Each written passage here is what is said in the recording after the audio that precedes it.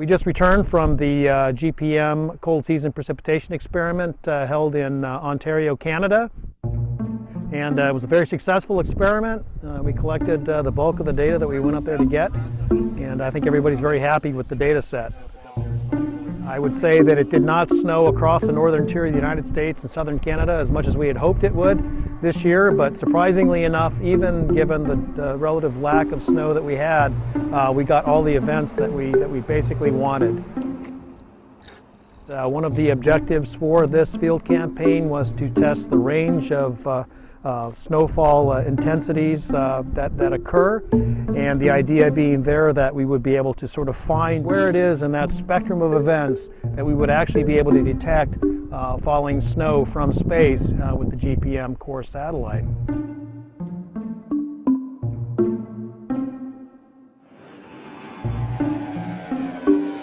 Through the duration of the campaign, we went the full 6 weeks using all the aircraft hours that were available to us on the DC-8. We flew about 14 missions for a total of about 75 flight hours.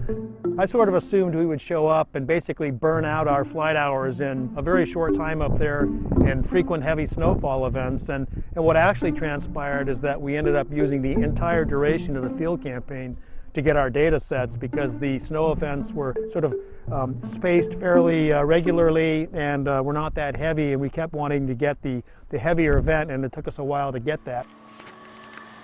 As you can see, it's snowing pretty good here this morning at the care site. Some pretty nice large aggregates. This is exactly what we're looking for, and it just keeps coming down.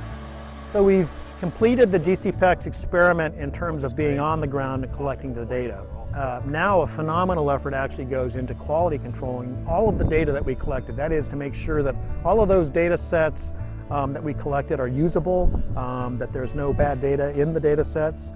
And that has to be done for the huge number of ground instruments that were deployed, both radars, direct measurements of snowfall using gauges, particle imaging systems, all of those data on the ground. And then you have to move to the aircraft data, which is also very complex because you've got several different probe types that were flying in the clouds, looking at different aspects of the precipitation.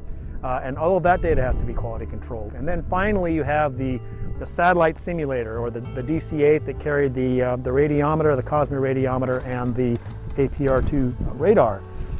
And all of those data have to be, and we're talking gigabytes and terabytes really of data that has to be quality controlled. That will take on the order of 6 months to a year to accomplish.